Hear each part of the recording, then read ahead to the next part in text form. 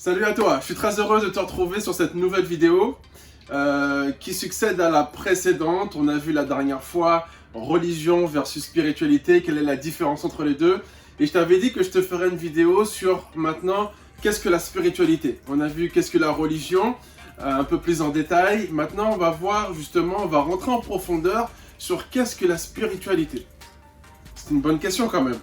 Donc assieds-toi bien, confortablement, parce que c'est un sujet important. C'est difficile de vraiment l'exprimer avec des mots, puisqu'on parle d'esprit, mais néanmoins, on va faire de notre mieux afin de pouvoir définir qu'est-ce que la spiritualité.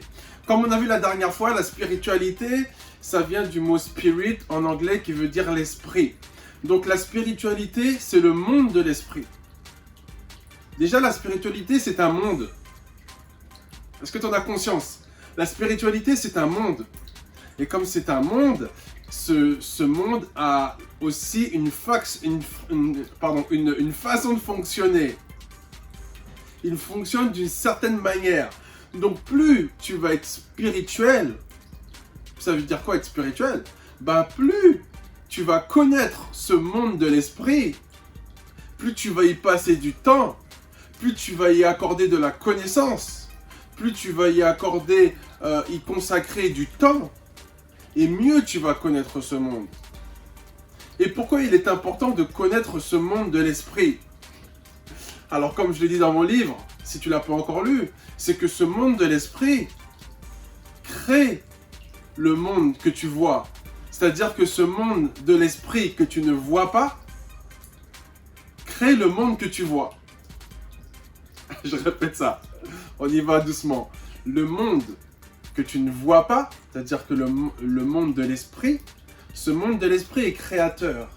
Donc ce monde de l'esprit crée ce que tu vois.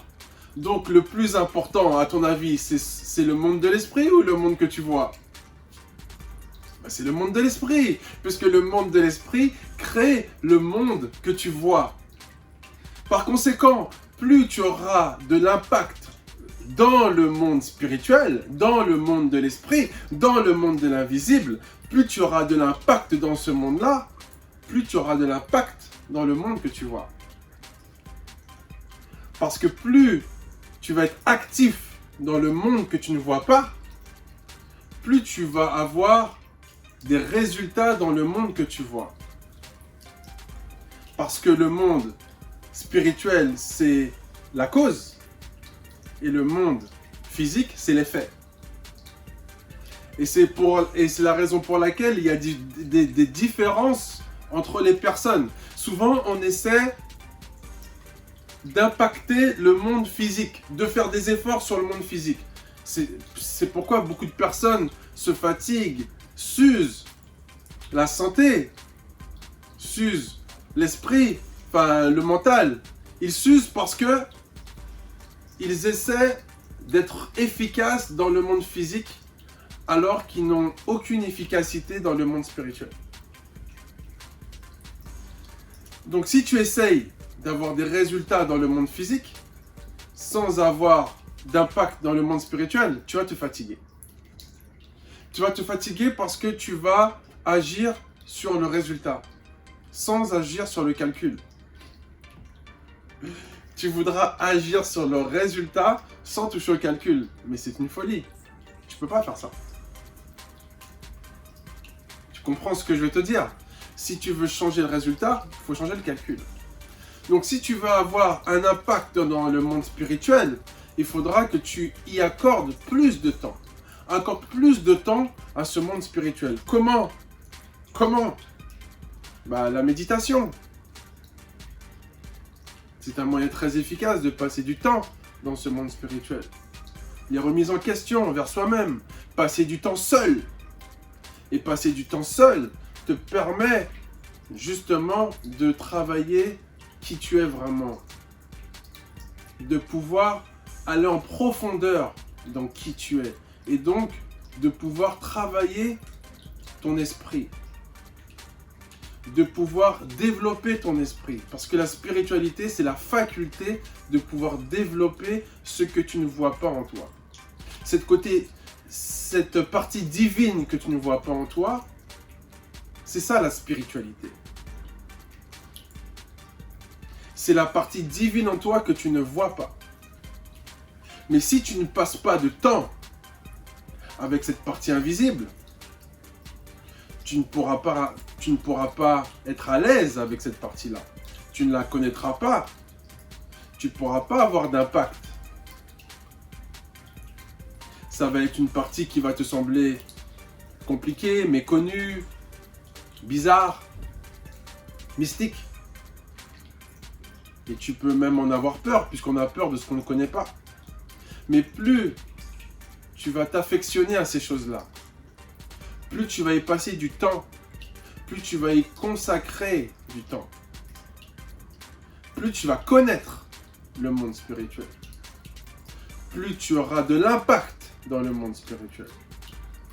Et par conséquent, les choses dans ta vie physique vont changer. Et ça, c'est très important parce que j'entends beaucoup parler de spiritualité. Mais s'il n'y a pas d'impact dans ta vie physique, dans le monde que tu vois, dans le monde visible, c'est pas possible. C'est pas possible. C'est-à-dire que tu travailles mal ta spiritualité. Il y a un hic où tu le dis avec ta bouche, mais est-ce que réellement tu travailles ta spiritualité? Parce que tu ne peux pas travailler ta spiritualité et parler de la même manière. Tu ne peux pas travailler ta spiritualité et agir de la même manière. Tu ne peux pas travailler ta spiritualité et penser de la même manière. Tu ne peux pas travailler ta spiritualité et être la même personne. C'est pas possible. Lorsque tu vas travailler ta spiritualité, il y aura forcément des changements drastiques, radicaux dans ta vie visible, dans les choses que l'on peut voir. Puisque les choses que tu vois ne sont que le reflet des choses que tu ne vois pas. Et c'est important que tu puisses en saisir toutes les sens. Parce que là se trouve, là réside la solution à tes problèmes, à tes interrogations, à tes limitations. Combien de temps passes-tu dans le monde spirituel? C'est une question que je te pose. Une question que tu peux te poser à toi-même. Combien de temps je passe à travailler ma spiritualité? Ça, c'était l'introduction. Pour que tu comprennes de quoi on parle. Maintenant, j'aimerais te donner 2 faits, 2 actions qui te permettent de savoir si tu travailles ta spiritualité, si ta spiritualité avance. La première chose, c'est: est-ce que tu reproduis constamment les mêmes erreurs? Certaines personnes reproduisent constamment les mêmes erreurs. Pourquoi? Parce qu'elles vont écouter des personnes, des voix qui ne sont pas les leurs. Ton esprit a toutes les solutions. Ton esprit, il est divin. C'est-à-dire que ton esprit connaît la voie pour ta vie. Ton esprit connaît le chemin que tu dois suivre. Ton esprit a tout le potentiel pour que tu puisses atteindre l'excellence. Ton esprit a tout ça. La partie divine en toi a tout ça. Mais si tu ne la connais pas, que tu n'as pas appris à l'écouter, tu ne vas pas l'entendre. Ou tu ne vas pas l'entendre suffisamment. Ça fait que tu vas être influencé par ce que les autres vont te dire.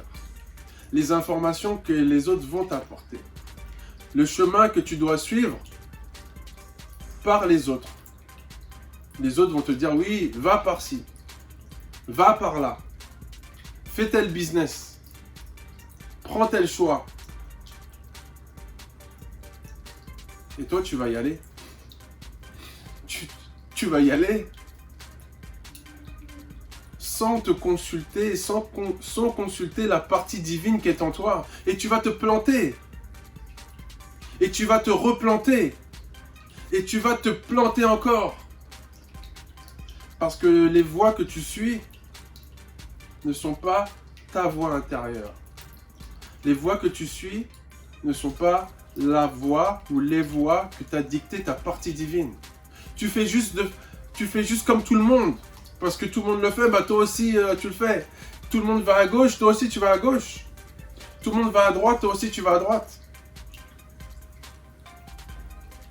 Tu sais, même si tout le monde va à gauche ou à droite, si ta partie divine en toi te dit ne va pas, ne va pas. Et ça demande de la connexion avec la partie divine. Parce qu'on est forcément influencé par la masse. Tout le monde le fait. Tout le monde le dit. Tout le monde le pense. Donc toi tu dis, mais j'ai pas envie d'être ridicule. Tout le monde le pense, tout le monde le dit, tout le monde le fait, j'y vais. Non. C'est pas parce que tout le monde le dit, tout le monde le fait, tout le monde le pense que toi aussi tu dois le penser, le faire et le dire. Même si tu es la seule personne sur Terre à penser différemment, pense. Ose penser différemment. Ose dire différemment.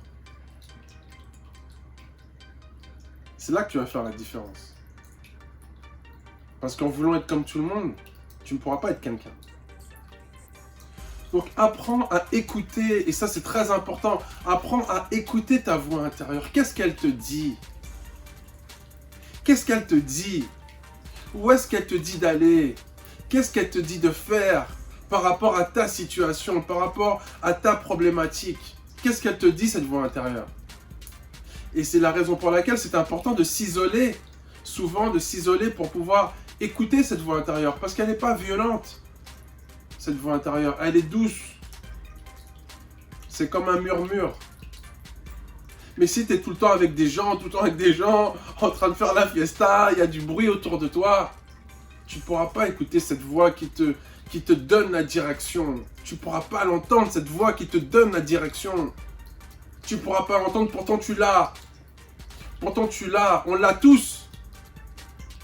Puisqu'on fait tous partie de la même nature. Il y en a qui ont appris à écouter cette voix. Il y en a qui la connaissent très bien. Il y en a qui la méconnaissent.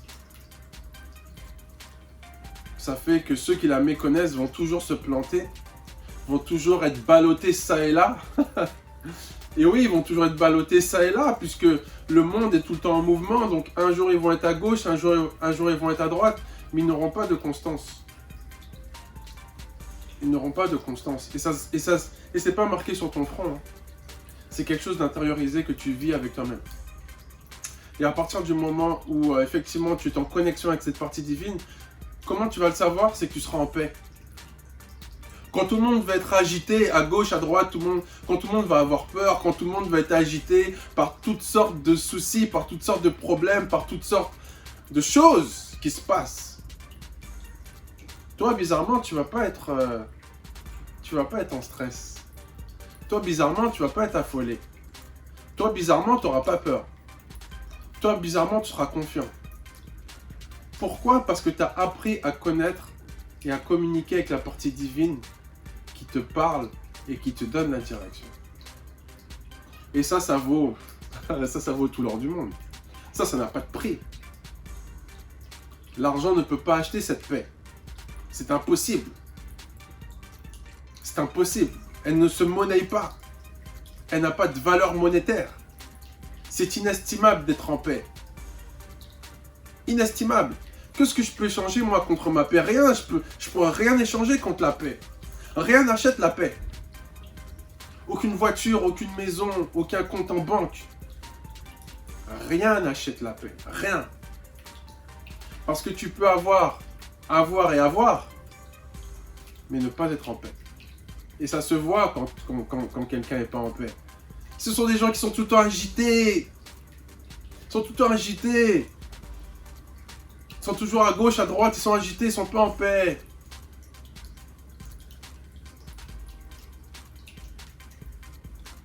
Ça, c'est la première chose. Et la deuxième chose pour savoir si ta spiritualité avance, c'est de connaître les lois spirituelles. Et j'en parle dans mon livre, Le chef-d'œuvre qui est en toi. Connaître les lois spirituelles. C'est-à-dire que le monde spirituel, on l'a vu tout à l'heure, justement, c'est un monde et il a ses lois. Il a sa façon de fonctionner. C'est pas freestyle. Il y a une façon aussi de fonctionner. Il y a des lois spirituelles, comme des lois physiques, comme des lois chimiques, comme toutes sortes de lois. Le monde spirituel a aussi ses lois. Et il est important que tu puisses connaître, apprendre au fur et à mesure quelles sont les lois spirituelles, comment ce monde fonctionne, comment ce monde agit. Et c'est important de pouvoir connaître ces lois et faire l'expérience aussi. Et on peut connaître ces lois par l'expérimentation. Parce que les expériences que tu vis au quotidien, bonnes ou mauvaises, te donnent des indicateurs sur les lois spirituelles. La lecture aussi peut te donner des indications sur les lois spirituelles. J'en énonce quelques-unes dans mon premier livre et je vais encore en annoncer dans le deuxième volume. Les lois spirituelles, quelles sont-elles? Elles sont nombreuses. Mais il est important que tu puisses les connaître afin que tu ne puisses pas passer à côté de ta vie. Parce que la pire des choses, c'est l'ignorance en fait. La pire des misères, c'est l'ignorance, ne pas savoir. Ça fait que tu peux passer à côté de ta vie, pas parce que tu es une mauvaise personne, mais c'est parce que tu ne savais pas. Parce que tu n'as pas eu la connaissance. Parce que tu n'as pas recherché la connaissance.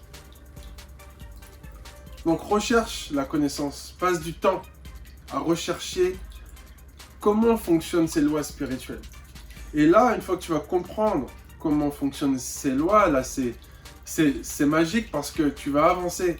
Tu vas avancer, mais ton avancement n'aura pas de fin en fait. Tu vas toujours être en constante évolution, puisque le monde spirituel, c'est un monde qui ne peut pas être contenu. On l'a vu, il ne peut pas être contenu dans la religion, il est trop puissant, c'est-à-dire que chaque jour, tu peux apprendre des nouvelles choses. C'est pas un monde limité, en fait. Tu vois, c'est pas comme le monde terrestre qui est limité. Là, le monde spirituel, lui, il n'a pas de limite.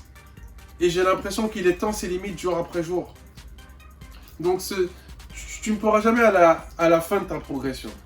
Tu seras toujours en constante évolution. Et c'est ça qui est beau, c'est que on est toujours en constante évolution lorsqu'on est en quête de spiritualité. Je m'arrête là parce que je pourrais encore te parler des heures. J'espère que ce que j'ai dit a du sens pour toi, a résonné en toi. Comme d'habitude, n'hésite pas à mettre tes commentaires, à aussi t'exprimer, à t'exprimer au niveau de tes témoignages, de ce que tu as vécu. Enfin, en tout cas, tu sais très bien qu'on est à la maison. Voilà, je te laisse sur ces paroles et à très vite. Ciao.